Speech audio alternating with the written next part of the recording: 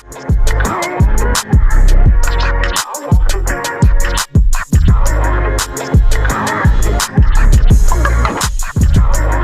morning, good afternoon, and good evening to those of you watching. And to those of you listening, this is the Voice of Africa podcast. Today we are joined with Miss Lerato Kganyago. I'm sorry if I butchered your name. Kganyago. But Kganyago. You can say Kganyago this time. Kganyago. Yeah. Awesome. Miss Kganyago is a TV presenter. Yes. She is a DJ. She is a businesswoman, and she's always on the move.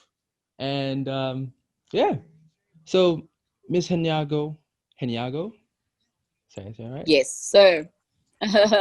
Can you tell us a little bit about your childhood growing up in South Africa? Well, born and bred in South Africa, but specifically Soweto, in the 80s, during apartheid. I'm sure you guys know a lot about apartheid. Being born and bred in Soweto, I really had a colorful childhood. I got to experience, what apartheid is.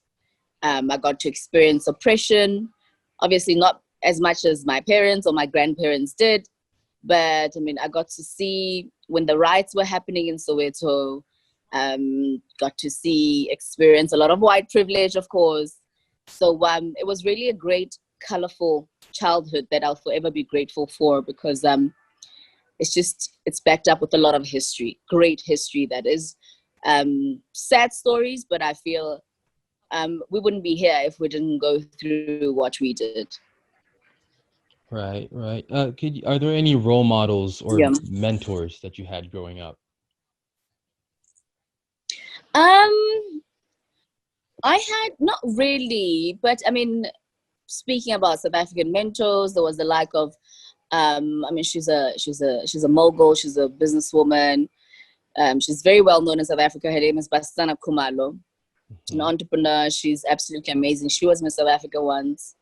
But there's plenty of women, some that have passed on, that obviously played a huge role in who we, and I say we because I speak on behalf of most South African Black women, especially the ones that were raised in the townships, what you call the hood. I stand to be corrected. So there was just plenty. There was just a lot. And I always say that I'm inspired by not necessarily also famous women, but it's just a normal woman that wakes up in the morning and just really makes a difference, makes an effort to put food on the table. It could be a woman who's, a street vendor who's selling vegetables on the side of the road. It takes a lot of courage. It takes a lot of strength to get up in the morning to do that. So I'm really, truly inspired by a lot of women that are making a difference in our country. Awesome. So throughout your professional career or an educational career, did you find that you had to prove yourself or defy people's assumptions or expectations of you? So this is what happened I was, like I said to you, I was born in a township, right? Right. You guys call it the hood, in Soweto. So we never really got to experience the white side of things and what they call a Model C the side. Model C being, I don't know what you guys would call it, but education was completely different since I went to a township school until I later on went to a Model C school, which is called like a white school. This is obviously after 94, 95, with the democracy happening. And where we were taken to the schools in the suburbs to get better education, as our parents would say. It was a bit of a switch, though, especially with me growing up in a township and then meeting other Black children who were privileged enough, and me coming from like a not so privileged background and having to adapt, having to speak English fluently like the others did. And it was a switch. It was a culture switch for me, comparing to where I come from. But I think I'm grateful for that, because I still go back to who I was or who I am. I still go back to how I was raised, because that plays a huge role in my life even today. So speaking about your education, can you speak on your days at university and why you felt that following the path that you did was right, the right choice for you? Do you still feel that it was the right choice as of now? So let me tell you, so I have a very interesting background when it comes to my education. So I left high school, I think what you guys call college. I didn't go to university, but I went to, Technicon, Mm-hmm. yes, Technicon. And I studied, so then I was very interested in the aviation industry. So I studied travel and tourism, and then later on in my life, I joined the aviation industry as a flight attendant, a cabin crew, which I hated a couple of years later. And that's when I realized my love for the entertainment industry. And I went to a couple of auditions until I got a breakthrough. I actually started working for a channel called Soweto TV. So it's a community TV channel in Soweto. And that's where I got to master and learn more about the industry, what I wanted to do. And, we learned about production, being a producer, being a director, being a camera lady, being a presenter, etc. And I think that we can say, besides me not going to university, that's where I got to learn about what I do today, which is really important. Wow. So, relating to what you said earlier about encouraging or finding women that encourage you, how do you go about encouraging women in the industry and look to develop and find female talent to take on creative roles originally monopolized by men? Oh, I do that every day. I mean, through social media, through the talks that I do throughout the country. Obviously, I'm in a male-dominated industry, besides being a TV presenter, but I'm also a radio DJ, which is very much male-dominated on the African continent, also in South Africa, extremely male-dominated. I'm a club DJ, also very male-dominated. You get into the industry, and obviously, you have to work almost like 100 times more to prove yourself. You're constantly having to prove yourself because you're a female. And these are the conversations that I have with young women that, be like me. If you really want it, you will get it. As much as it was a male-dominated industry, yes, you had to prove yourself. But at the end of the day, we are all on the same, I don't know if I can say level, whether male, female, whatever it is. We are all passionate about the same thing. We all put in as much work ethic as we can, as we should be, actually. So this is what I speak to them about, and times have changed. When you think about back in the days, many years ago, my last month actually, we're celebrating Women's Month, and we're celebrating all the women that walked to the union buildings during apartheid in order for us to have all the opportunities that we have today. And it would be sad to see some of us not being able to use those opportunities because we're so worried about the other gender or it being a male-dominated industry, etc. They fought for us to have the privileges that the men also have. So these are the conversations that I have daily with them. I recruit females in my company to teach them and hopefully inspiring them at the same time that there's more. There's so much more that's waiting for us out there. Awesome. Can you describe your experience as a TV host? My experience as a TV host has been amazing. I mean, being a presenter for so many years, I think it's almost like 7-8 years, award-winning presenter, that is. I walked away with a SAFTA, South African Television Awards, SAFTA, South African Film and Television Awards, which is a very, very big awards ceremony in South Africa. And I walked away as best presenter, and which for me was almost like a win for all those that have been trying to make it in the industry, because it took me a very long time to get to a bigger platform, to be able to host shows like Project Runway South Africa. I mean, it came into the country and I was the host. The first time it came and I was chosen as the host, and it did remarkably well, There's ups and downs to it. You can go on for a year without having a television gig, but and then you're back again. I think the most important thing is that you need to remain consistent. You learn every day. I hear people saying that they know that they're great presenters, that they're good. And I always say there's always room to learn something new. Right. People might disagree with me, but I will never find myself sitting and saying that I'm great in something, because there's always room for improvement with every single thing that we do, with every industry. So does that experience differ from people in your position, like the fame and the fortune? Yeah, I mean, naturally so for some people. Some people, you know, it's natural, but I think it depends on you as a person and your maturity level. There are people who will become arrogant, who will become cocky and say, I'm the greatest. I know I'm the greatest. Right. Nobody can touch me. But hey, each to their own, you know. I choose to be the opposite. I choose to learn from others. I choose to learn from my peers. I choose to, every day or every time, like this past weekend, I was shooting an awards ceremony that's going to be on air in the next 2 weeks, which is a very, very big one for South African industry also.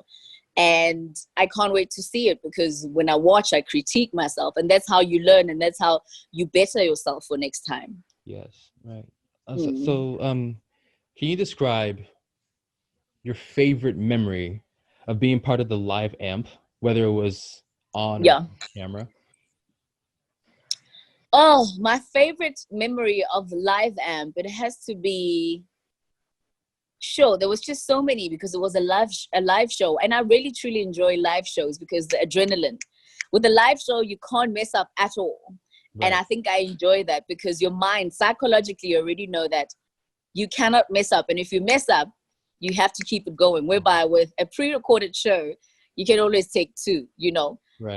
I can't think of anyone in particular. I really had great moments on live amp.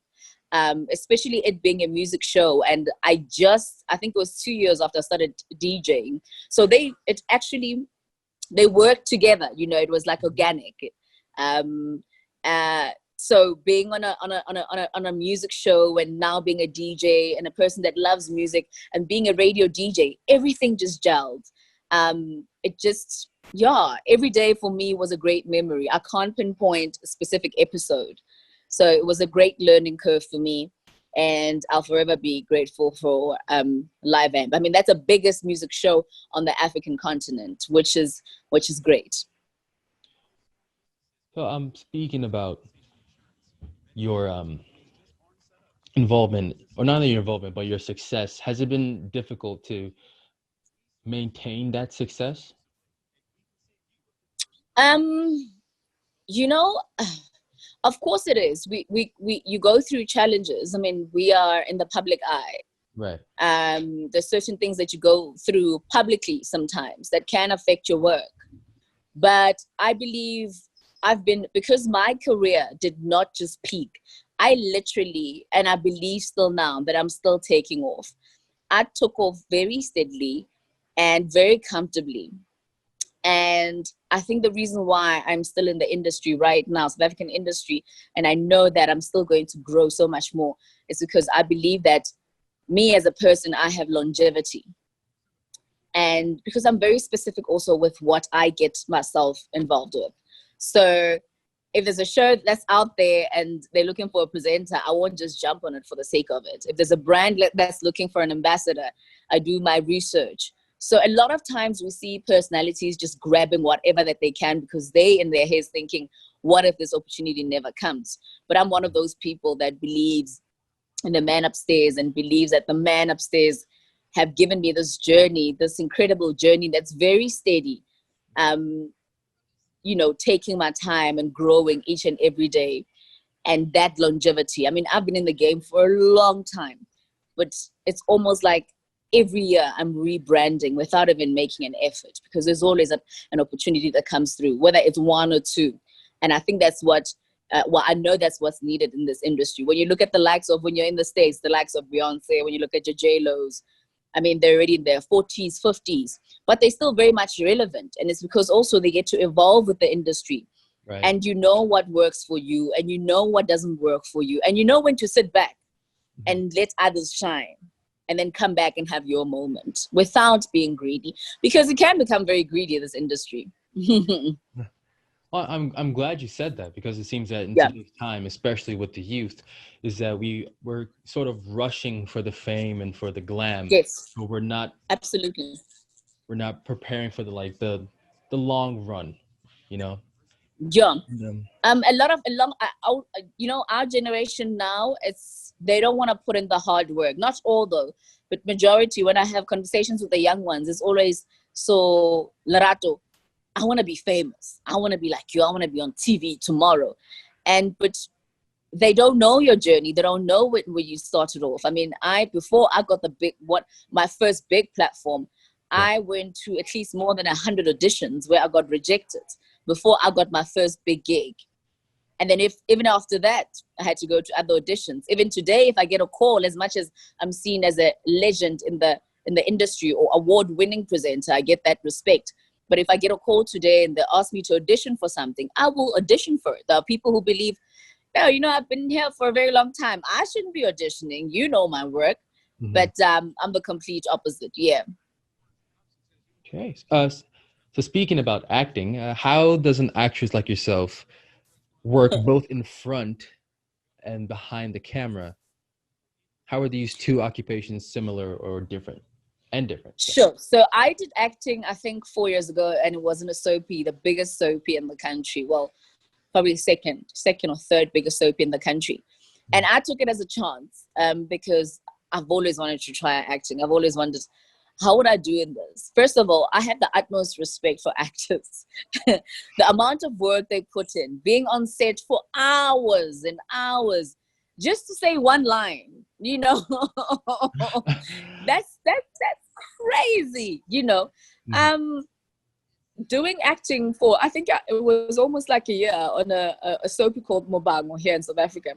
I got to learn so much also. I got to learn so much about acting. I got to tap into a character that was not me, but I had to become that character. And every time I watch something, whether it's a movie or a soapy, I always remember what most of these actors go through. It's almost like you have to go deep inside and get this character that you might not necessarily sometimes even relate to and become it and make it alive. So I haven't done acting in 4 or 5 years. And I used to say that I'd never do it again because it's exhausting. But now I think, I would try something, but not in a soapy, maybe in a soapy, but nothing that's hectic. And that requires a lot of work, or being on set for hours from 6 o'clock in the morning until 6 o'clock in the evening, just to say 3 lines, Yeah. So if there was a specific genre that you would choose to do, which one do you think you'd do? I've always, you know what? I say it, if I have to be chosen to be in a movie now, I'd want a movie or a soapy, I'd want to play like a villain. A villain? Or, yeah. Oh, hell yeah. I know I'd want to play a villain, or I'd love to play, even if I could, I wouldn't mind one day cutting my hair, doing something and just playing a role of a man to see if I'll be able to pull it off, Yeah. Just something that is completely different to who I am. Because if I get a character that's similar to me, that's a bit too easy, because then you're playing yourself. Right. Something to do with maybe it sounds hectic, but action movies where I have to kill people. I don't know, become a serial killer or something. I'm just saying. So yeah, something that's completely different to who I am. Okay. Yeah. How do you wish to see the future of Africa? Oh man. First of all, I wish Africa could unite. We are united, but not enough. There's so much that Africa has to give, Right. We have so many. We've got minerals. The continent is rich on its own, Yes. I was reading an article the other day, and they said that the African continent actually we have the youngest people in the world. I don't know if I'm making sense, but it was something like that. We have the youngest people in the world, which means we probably have the most leaders in the world, future leaders, that is, I wish our leaders could do a bit more when it comes to poverty. when it comes to education. I wish that, our leaders could unite. I wish us as Africans could unite and not separate, and remember that we are one, that there isn't a Nigerian, there isn't South African, we are all Africans. The world looks up to us because we are so rich. And I think sometimes we tend to miss that. We have such rich cultures. We are such rich people spiritually. We are so rich when it comes to, we are such intelligent people. I mean, a lot of things, when you think about a lot of things that have been created in the world, majority of them actually began in Africa. It's just that sometimes they don't tell us. So, right. Or we have to read about it. A lot of things were invented in Africa. A lot of things were invented by Africans. But that's another conversation, because now we start speaking about other things and etc. But I just wish Africans could just believe in themselves more. I want Africans to unite, to become one, because we are one end of the day. And we are all we have when you think about it. If you look at the economy, if you look at politically throughout the world, everyone does their own thing. And literally, Africa is on their own. We are on our own. So I just want us Africans to unite. I'd love to see us unite, and we'll get so much from it. We've gone through so much as Africans in the past. We've been hurt a lot. We've been deprived. We've been oppressed. When you speak about slavery, when you speak about so many, our minerals, our things, our richness was taken away from us by either Europeans or, that's politics again. But we just need to get that power. We need to gain that power back. And by us gaining that power back is by us uniting. Exactly. Because it seems that Africans, or not Africa, or Africa as a whole, we have the resources, we have the people, we just don't have the mentality. Yeah. And I think that's something that we have to focus on. Is that even though we do have the family etiquette, we just don't have the mindset to continue striving. We have the nice weather and and the beaches, and then we get a little we have everything. Yeah, we have everything. We have safaris, we have, like you said, we have all the resources. We just need to learn how to use them as Africans without giving them away to the Europeans or to Americans or whoever else, but start using our own resources and using our skills that we have without necessarily taking our skills to foreign countries. Let's use them here at home. Yes. How can African actresses or African TV personalities command more respect dollar-wise? Let me speak about South Africans. I feel we actually Africans as a whole, we are growing. And the entertainment industry is growing. The rest of the world is starting to recognize us. When you look at Nigeria, when you look at the band, you look at I keep forgetting their names, but all the big ones that have worked with, like Beyonce, the rest of the world is recognizing us. Here at home, there's a guy called Master KG, who's got a song out called Jerusalem, which is big worldwide. I mean, yesterday, Shazam announced that Jerusalem is actually the most Shazammed song in the world right now. And this is proudly South African music, So I think we need to start believing in ourselves a bit more and not adopt foreign cultures, and really be ourselves and let the rest of the world appreciate us as we are, because that's what we want. When you have hip-hop artists in South Africa, let's rap in our mother tongue. Let's rap in a tone that is African, that is South African. Let's not sound like Americans, because then it becomes a bit harder for you, because then you sound like everyone else, Right.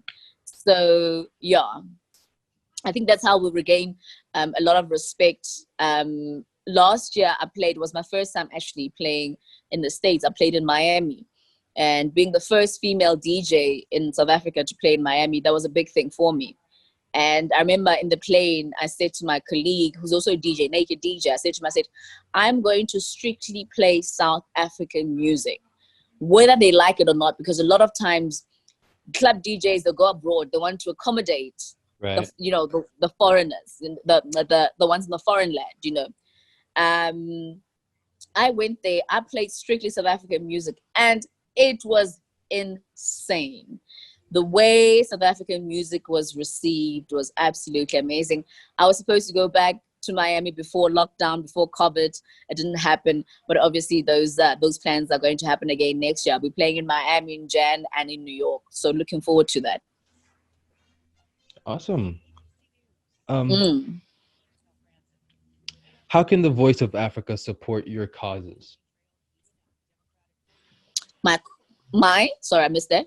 Yeah, your cause. How can the Voice of Africa support your causes? So, okay, I don't know what you're speaking about specifically, but I've got a couple of things that I do. So I've got my own sanitary pads. They're called FlutterbyLKG. So that's my own brand, right?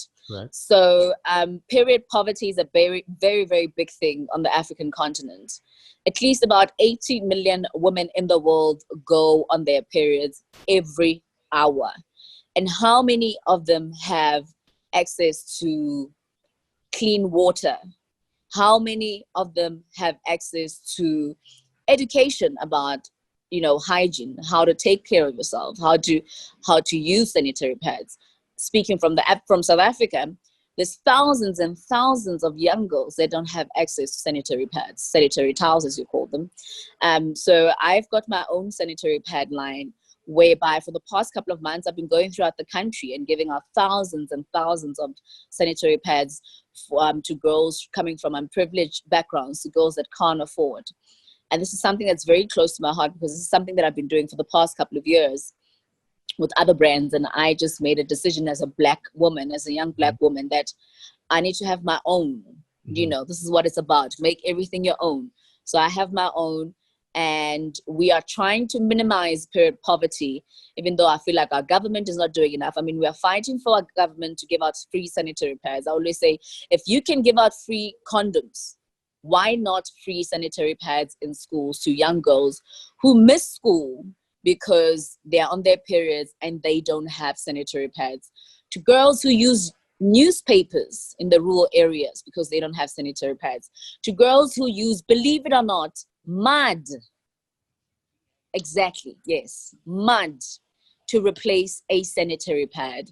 Young girls in the rural areas using leaves to replace sanitary pads. And I feel our government is not doing enough with this. And I'm hoping that me handing out, this is something that I do with my own money, it's self-funded, that it might be little, but so far we've handed out at least more than 30,000 sanitary pads throughout the country. And I believe I am making a difference. And this goes out to the rest of the African continent, because we know period poverty is a very big thing. We know that poverty is a big thing on the African continent. Let's not forget about the young girls. Let's not forget about the young woman that needs to go to school, that needs to know about, hygiene when it comes to periods and things like that. So that's what I'm doing. And I'm hoping the African continent can support me with that. I'd love to travel the rest of Africa. I'd love to go to Nigeria. I'd love to go to Zimbabwe. I'd love to go to Ghana and hand out sanitary pads. I say, allow me to come in your country and give out these pads in the rural areas to girls that can't afford, to the underprivileged. Yes. That's something I didn't really think about. You think that's something that, like basic necessities, is something that would be wildly provided. Yeah. Wow. Yes. Yeah. No. It's a necessity, but it's overlooked. On the African continent, it's definitely overlooked. There's certain countries where, I think it's China actually, as in Asia, I think they already hand out, I stand to be corrected, I think they hand out free sanitary pads already. And I say to our government, if you can give out free condoms, why not free sanitary pads? Why are we forgetting the girl child? Right. Yeah. Right. Mm. Wow. It's one of our last questions. Man. Yeah. Okay. I didn't mean to throw you off. So, do you have any advice for any youth following in your footsteps? Oh, absolutely. Every day. Be patient. Be courageous. Be passionate. Don't underestimate yourself because of where you come from. Mm-hmm. I don't come from a rich background. And I know there's people where I come from, surely, that didn't think that I would end up where I am today.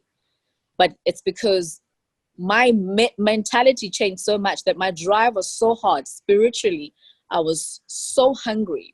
I knew exactly what I wanted, and I know what we've gone through as a country. The opportunities that we're given right now. Yes, our country is not perfect. Yes, our government is not perfect. But I always encourage them, if you can't get those opportunities, create your own, like I did with my brands of sanitary pads. It's never the end. You don't have to give up because you're not getting there. Everything happens in God's time. You just need to wait your turn. And while you're waiting your turn, master your skill. Master your craft, to become better in what you do. Do research on things that you want to do. Better yourself so that when that opportunity comes, you're ready. Okay, awesome. Yeah. I think that'll Yes. do it. Unfortunately, that was one of our last questions. I really enjoyed our conversation. Honestly, Thank you. So did I. I want to say salute to all the Africans that are out there.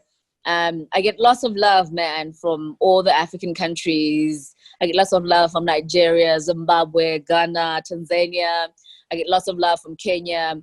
And you would think that I'm just a South African girl. You know, how do they know of me? But people pick up, people go to, sometimes when they come visit in the country, they come here, you know, they listen to your radio show, they get to read about you. So I want to say salute, thank you. Let's all unite. We are really one, you know. Stop xenophobia.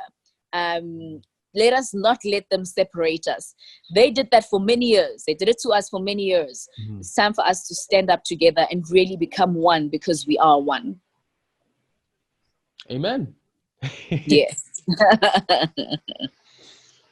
right. I wish you the best of luck, Miss Lerato, with all your ambitions and all your Thank you. Goals. That is all we have for today. That's nice. We'll do it again. Yes, awesome. Please. Yes. Yeah. Right. Thank you for this great opportunity. Thank you for the invite. I feel very, very honored to be part of the Voice of Africa. This is like a big thing for me. I'm an African child from the African soil. So thank you. Salute. Thank you for inviting me. Thank you for recognizing me. It means the world to me. Thank you for having us. And that is all we have for you today, folks. Thank you for joining us and watching this on Voice of Africa TV. And for those of you listening, this is the Voice of Africa podcast signing out. See you on the next episode.